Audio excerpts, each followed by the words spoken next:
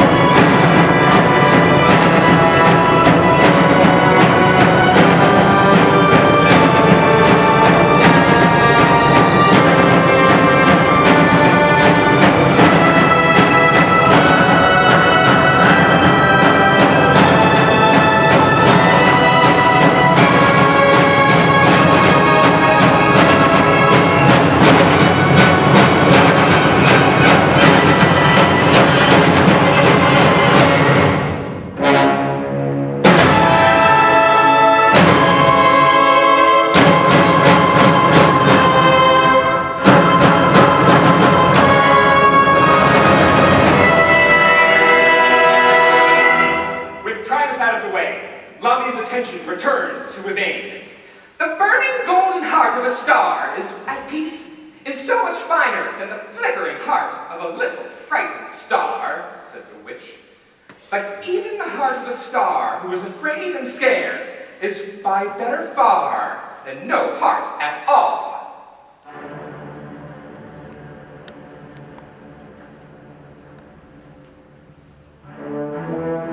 Tristan had seen the witch's inn from a distance. He entered to find Primus's body lying dead on the floor, and Yvain cowering by the fire. He squeezed the last scraps of magic candle wax in his pocket around a scrap of fabric, and rushed to the star. The witch was bearing down on him, cackling with sinister delight. Holding his makeshift handle, Tristan reached out and thrust his hand into the fire.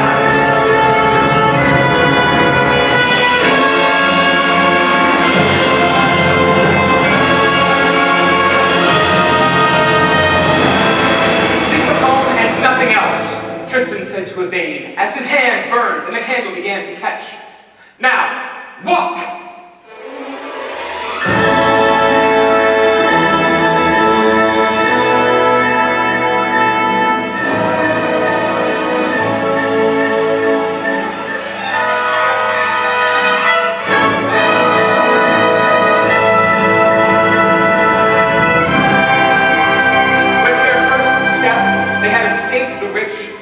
Gliding over the plains.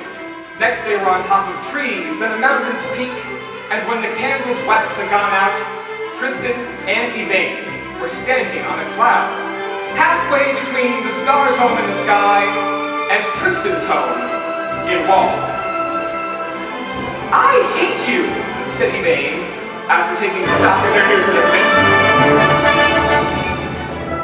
Any particular reason? Tristan asked. Because, she told him, now that you have saved my life, by the law of my people, I must follow you wherever you go.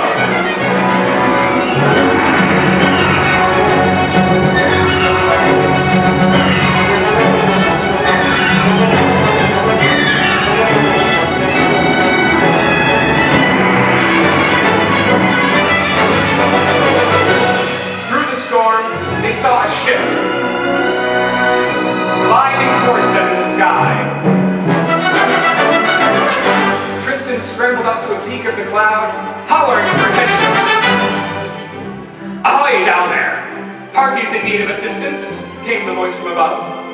Grab hold of the ladder, and we'll haul you up. Tristan helped Yvain up to the cloud peak, and they were hauled aboard the free ship Perdita, with Captain Shakespeare at the helm. There was dancing every night aboard the ship, and sumptuous meals with the captain. During the day, they had lightning-catching adventures. After a week of sailing, Tristan and Yvain disembarked, full of joy and friendship, and just a few days' walk from Wall. Tristan talked about all the things he and Yvain would do when they returned to his home, though, truthfully, he hadn't given a second thought, and he could no longer imagine giving the star, who he now knew as Yvain, to Victoria Forrester.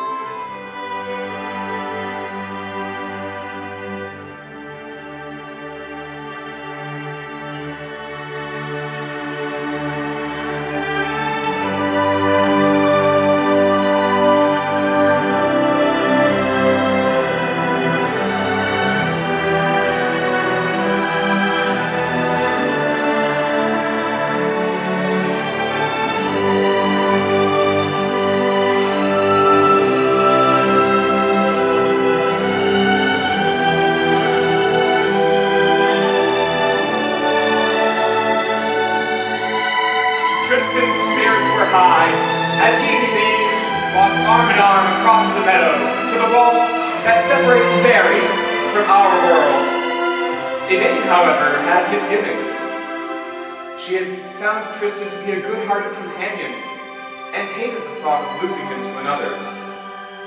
She was relieved when the guard at the gap would not let them through. Tristan tried to argue, but it was no use, so he and Yvain made a lean-to in the forest and settled in for the night. Yvain drifted off around dawn. Stars, of course, sleep during the day. Tristan saw this as a perfect opportunity to slip into Wall on his own. He had decided on their journey that he wanted to stay in Ferry with Yvain, but didn't want to have to explain the whole friend-slash-star situation to his family and all of the villagers in Wall. But this isn't the tender, sweet end of Tristan Thorne's story. While he and Yvain were sailing through the sky, falling in love with one another, there were still two other parties in search of the star and the powerful amulet that she carried.